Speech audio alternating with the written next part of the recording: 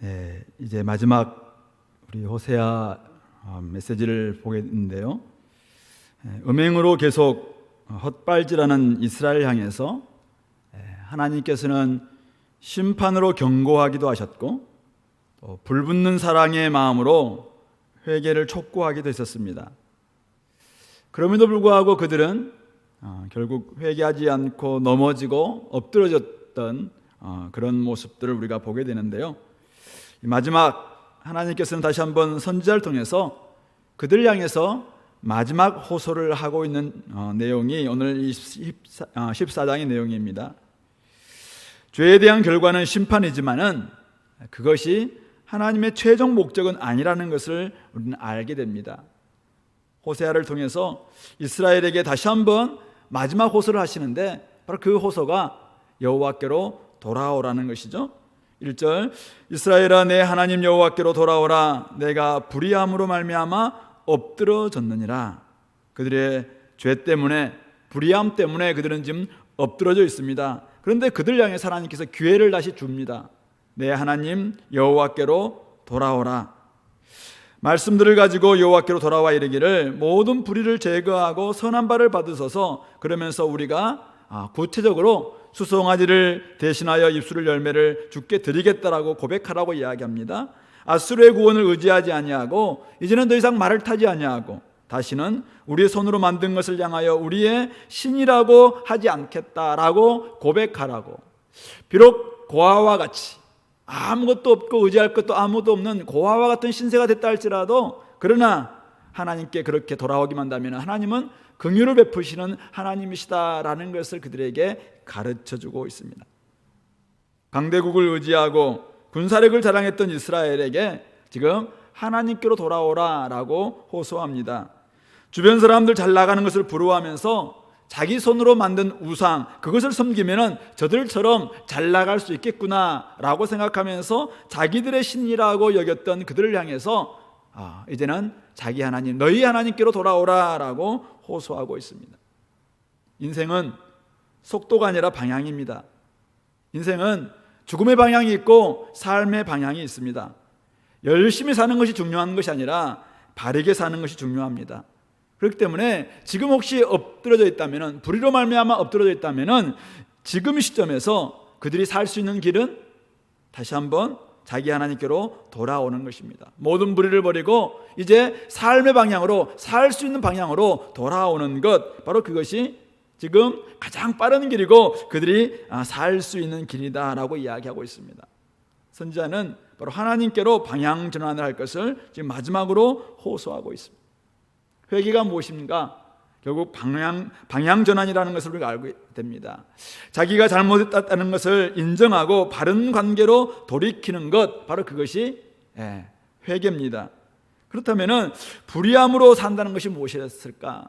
불의로 넘어졌다는 것이 무엇인가? 결국 삶의 방식, 삶에서 추구했던 모든 것들이 잘못되었다라는 것을 인정하는 것이죠.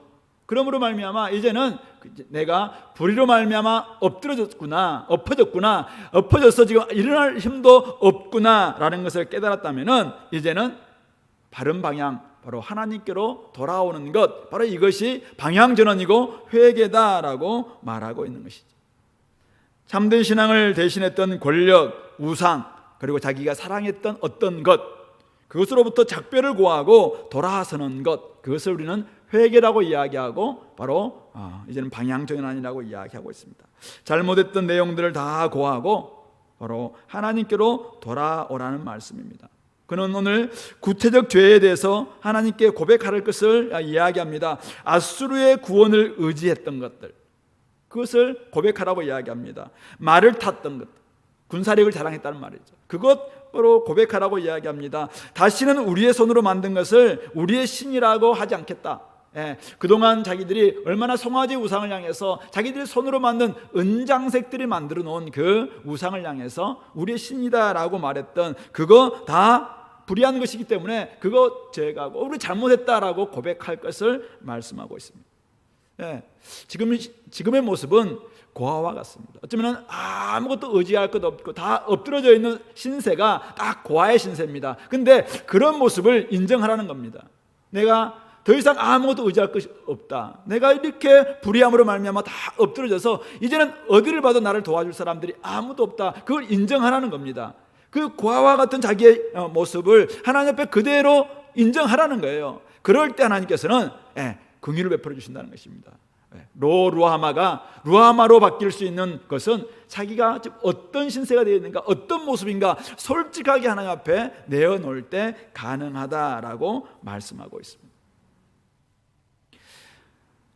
하나님께서 정말 우리에게 원하시는 것이 무엇일까라고 이야기할 때 어떤 우리가 마음을 빼앗겼던 것들, 그로 말미암아 정말 우리가 비참한 신세가 되어 있었던 이런 모습들 다 인정하고 하나님 앞에 그냥 솔직하게 고백하기만 한다면, 그래서 바로 오늘 입술의 열매라고 이야기합니다.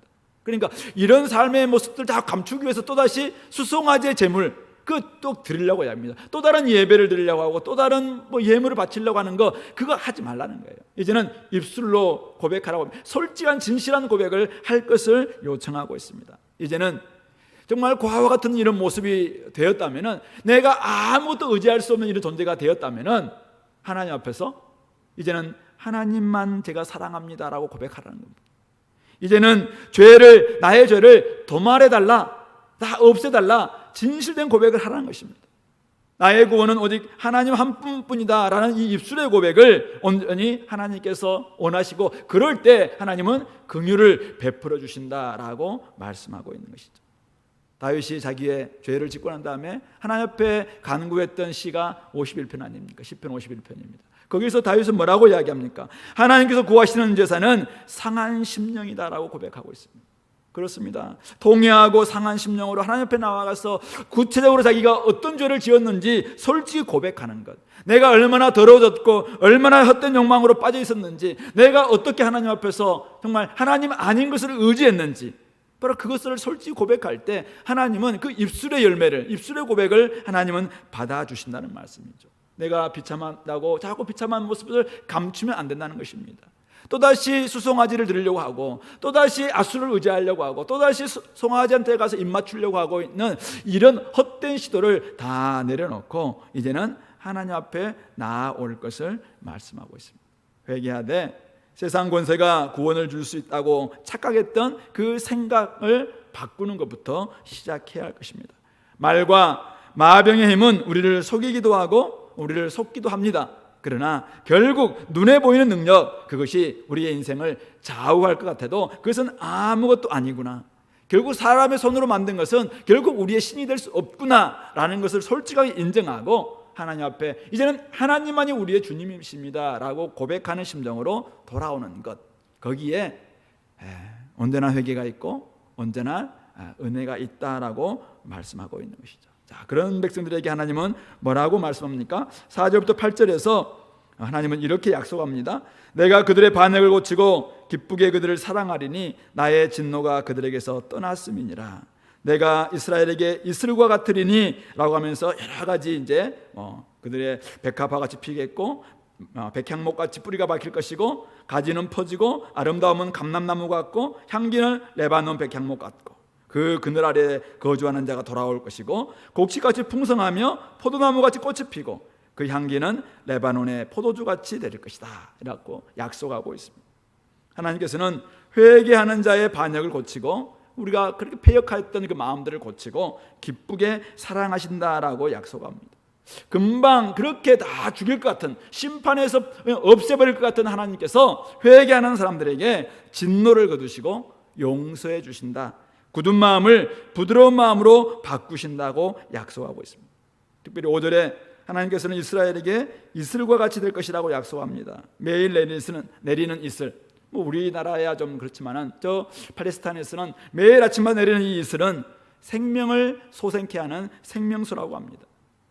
결국 하나님께서 매일 내리는 이슬처럼 바로 그들에게 이 은혜가, 하나님의 은혜가, 하나님의 자비가 그들의 삶을 소생시켜 줄 것이다 라고 약속하고 있습니다. 그렇게 되면은 그들의 불의로 말미암아 밭에 독초가 나고 밭 이랑에 돌무더기가 가득 찼던 그 밭은 바로 그곳에서는 백합화같이 꽃이 피고, 레바논 백향목같이 아주 뿌리가 깊어서 결국 흔들리지 않는 그런 모습이 될 것이고, 가지는 퍼져서 정말 사방에까지 다 퍼지고 아름다운 그 아름다움은 감람나무처럼 정말 아름다워서 수많은 열매를 계속 낼 수 있는 그런 감람나무 같이 될 것이고, 향기는 레바논 백향목 같이 될 것이다. 죽은 줄로만 알았던 나무에 이슬이 내리면은 움이 돋고 생명이 솟아납니다.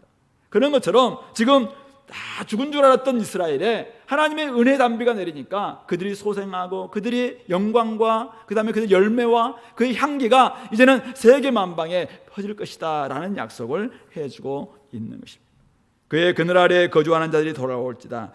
다른 번역에서는 그들이 다시 내 그늘 밑에 살겠다라고 이야기합니다. 죽게 돌아와서 다시 그의 그늘 아래서 살게 된다는 말씀입니다.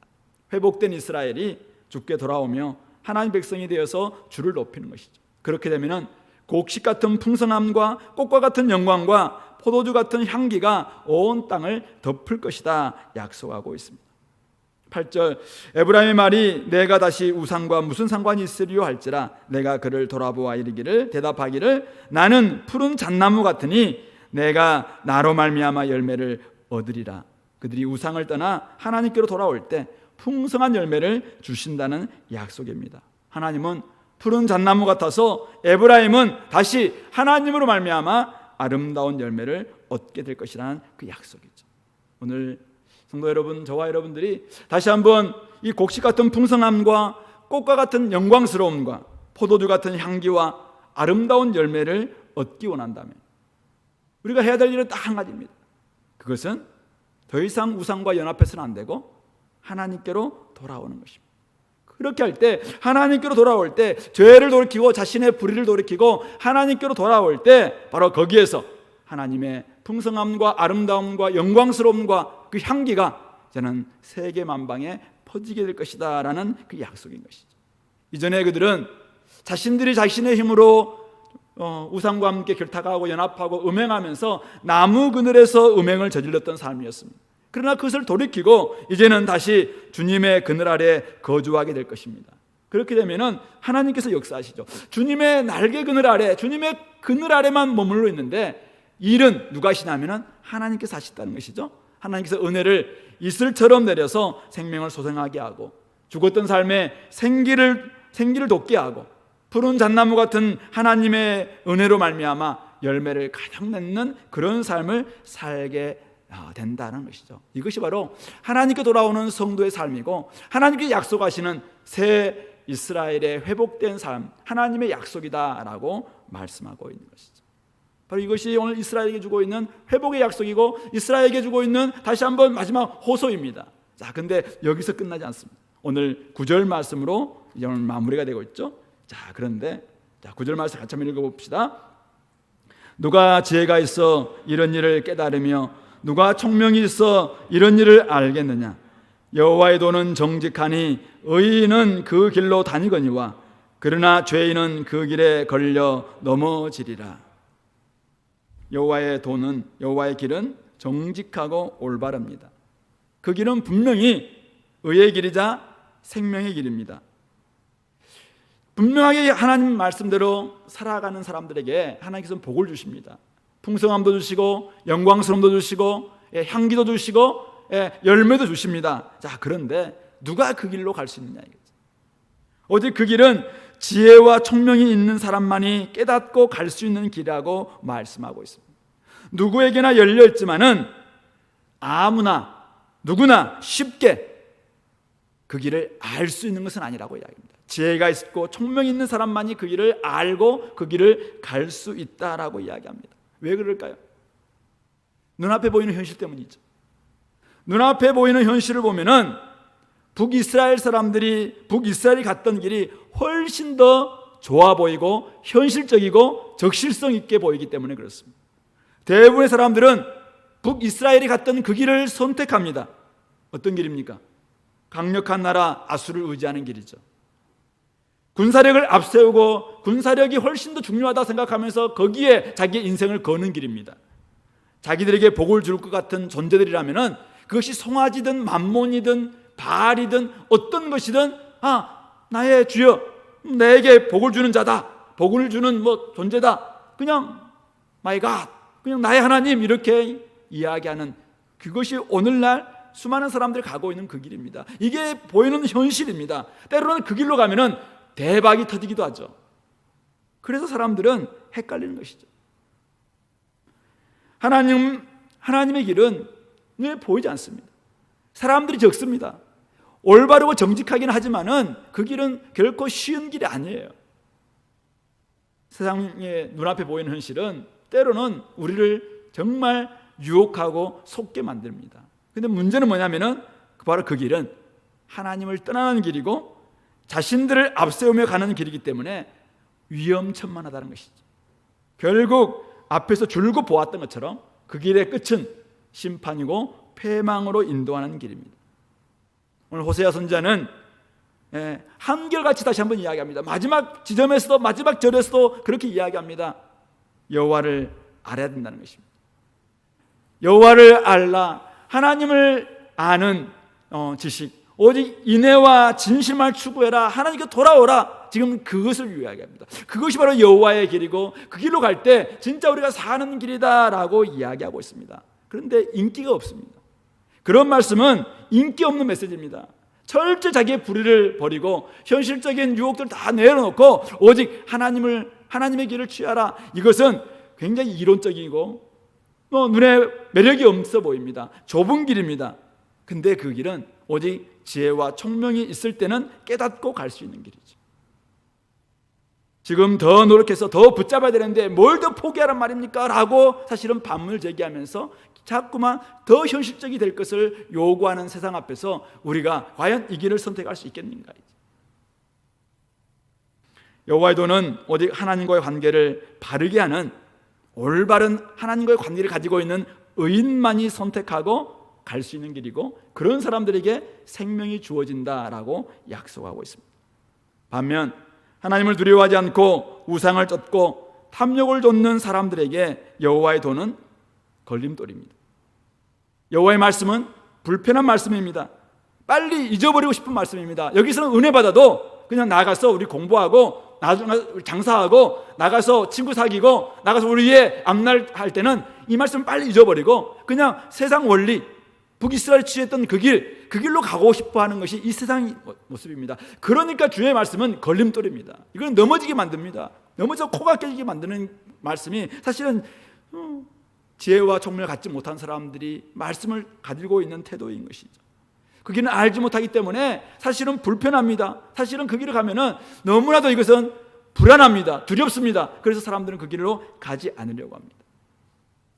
얼마 전에 EBS에서 중국의 그 묘족의 99고개가 있는 그곳에 이제 우편물을 배달하는 한 사람의 그 삶을 그 다큐로 하는 것을 제가 잠깐 본 적이 있습니다.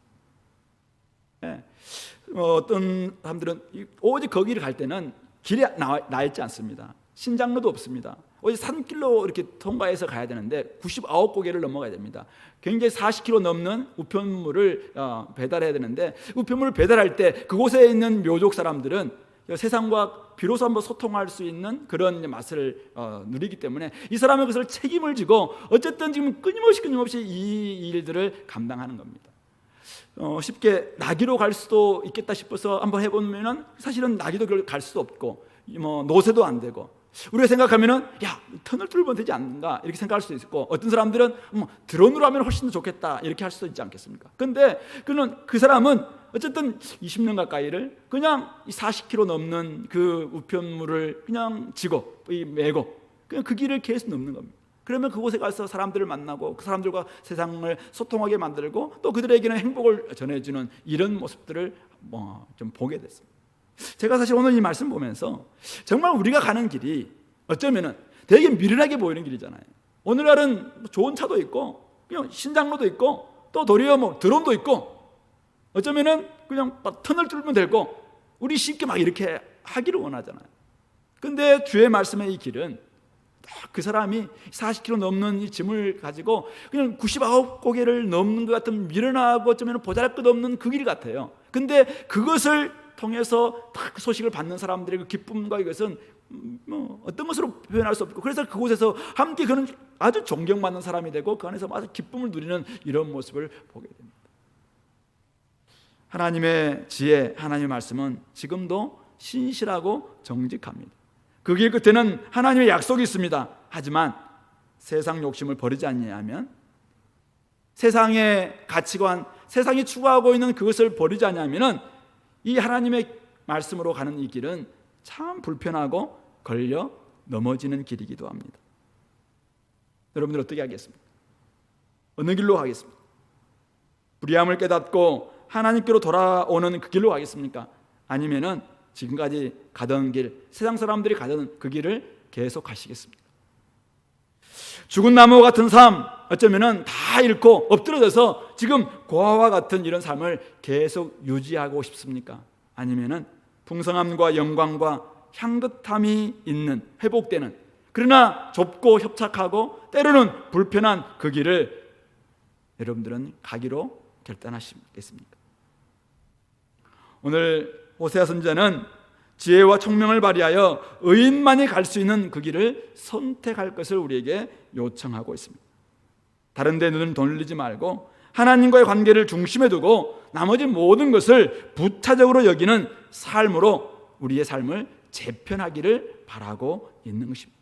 하나님께 방향을 온전히 맞추고 나머지 모든 것들은 다 그것 중심으로 해서 도울 수 있도록 궤도를 수정하라는 말씀입니다. 그렇게 할 때 하나님만이 우리의 주요 온전케 하시는 이시고 우리가 오직 의지할 분 하나님밖에 없다라는 것을 깨닫고 그 그늘 아래서 살 수 있고 하나님이 주시는 은혜로 말미암아 오늘도 하나님이 주시는 세상 사람들이 알 수 없는 그 풍성함과 그 열매와 그 아름다움과 그 향기로움을 맛보는 삶을 살 수 있다라고 이야기하고 있는 것이죠. 바로 그것이 이스라엘에게 주어진 축복이고 이스라엘, 의인인 새 이스라엘이 가고 또 감으로 말미암아 누릴 수 있는 생명이다라는 것을 깨닫게 됩니다. 마지막 한 가지만 더 이야기한다면요, 전체 이제 호세아서를 마무리하면서 하나님은 이렇게 말 안 듣고 이렇게 속썩이고 이렇게 대먹지 않은 이스라엘을 왜 계속 붙잡고 회개시키고 또 기회를 주고 또 마지막까지 이렇게 호소를 하고 계시는가? 왜 이 불붙는 사랑으로 끝없이 이스라엘을 포기하지 않는가? 다른 질문을 한다면은 오늘 하나님은 왜 교회를 하나님의 백성이고 하나님의 자녀인 교회가 그렇게 말도 안 듣고 세상에서 그냥 맛있는 소금처럼 밟히고 있는 이런 교회를 여전히 왜 사랑하고 왜 포기하지 않으신가요? 왜 그렇습니까? 물론 사랑하는 자녀이기 때문이죠. 이미 언약을 맺은 사랑하는 자녀이기 때문에 그렇습니다. 그러나 좀 더 들어가 보면 왜 이스라엘과 언약을 맺었는가? 우리는 출애굽기 19장에서 잘 보았습니다. 결국은 열방의 빛으로 온 세계의 제사장으로 세우시기 위해서였습니다.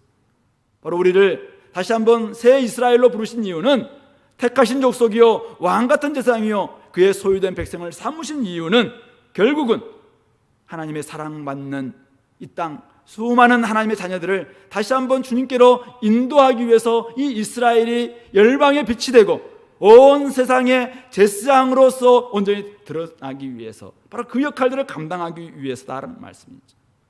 세상을 위한 소금, 세상을 위한 빛, 바로 그것이 저와 여러분들에게 주어진 사명이기 때문에 그 역할을 감당하라고 결국 하나님의 선교적인 이유 때문에 오늘 우리를 그렇게 넘어지고 자빠지고 포기하고 싶지만은 그러나 다시 한번 세워서 하나님의 은혜로 말미암아 살고 하나님의 사랑으로 말미암아 살고 하나님께서 우리의 고아와 같은 우리들에게 얼마나 긍휼을 베풀어 주시는가, 얼마나 철저하게 불의하고 철저하게 망하고 아무것도 없는 우리를 다시 하나님께서 풍성하게 정말 열매를 주시고 또 우리를 긍휼을 베풀어 주시고 영광스럽게 하시고 향기를 바라게 해주시는가라는 것을 보여줌으로 말미암아 세상에 잃어버린 수많은 하나님의 영혼들을 구원하기 위한 그 역할, 그 사명, 그것이 이스라엘에게 있기 때문에 교회에게 있기 때문이다라는 사실인 것이죠. 그러므로 오늘 우리를 하나님께서 여전히 우리를 지켜주시고 우리를 여전히 사랑하시는 이유는 우리가 하나님의 자녀이기 때문이기도 하지만 여전히 잃어버리는 하나님의 자녀들, 저들을 구원하기 위한 바로 도구로서 우리를 사용하기 위함임을 결코 우리는 잊지 말아야 할 것입니다. 그러므로 저와 여러분들 하나님과의 온전한 이 관계, 하나님을 알되 정말 하나님의 인애와 진실을, 공의를 제대로 알고 하나님과 온전히 관계를 맺음으로 말미암아 우리 안에서 하나님이 얼마나 아름답고 하나님이 얼마나 풍성하며 하나님이 얼마나 긍휼이 많으시고 하나님이 지금도 오래 참으셔서 우리를 어떻게 사랑하셨는가, 그것을 세상 가운데 보여주고 들려주고 알리는 그런 역할들을 감당하는 우리 교회, 우리 성도들이 될 수 있기를 간절히 원합니다. 우리가 주님을 알지 못하고 우리가 주님의 그 인애와 진실을 알지 못한 채 그냥 예배만 드리고 예배 형식만 가지고 있고 여전히 또다시 죄짓고 와서 회개하고 죄짓고 회개하고 이런 삶만 살고서는 결코 우리는 세상에 나가서 빛과 소금의 역할을 감당할 수 없고 열방의 빛으로 또 온 세상에 제사장으로서의 역할들을, 사명을 감당할 수 없습니다. 그러므로 저희들이 정말 하나님의 성품을 그대로 온전히 회복함으로 말미암아 하나님이 우리와 함께 교제함으로 하나님이 주시는 그 은혜가, 하나님 주시는 그 열매가 얼마나 풍성하고 놀라운 것인가, 이것을 맛볼 뿐만 아니라 이제는 그것을 많은 사람들에게 알려줌으로 말미암아 그들을 구원으로 이끌 때 우리를 보라고, 우리가 이전에 고아 같았고 이전에 우리가 그렇게 정말 음녀와 같은 우리의 모습이었지만 하나님이 우리를 이렇게 용서하셨고 우리를 이렇게 긍휼을 베풀어 주셨다라는 사실을 알림으로 말미암아 그들 또한 주께로 다 나오는 놀라운 역사에 우리가 도구가 될 수 있는 우리 모든 교회 성도들 될 수 있기를 소망합니다. 같이 한번 기도합시다. 오늘 말씀을 좀 기억하면서 혹시 아직도 하나님께 돌아오지 않고 헛된 것 의지하고 있습니까?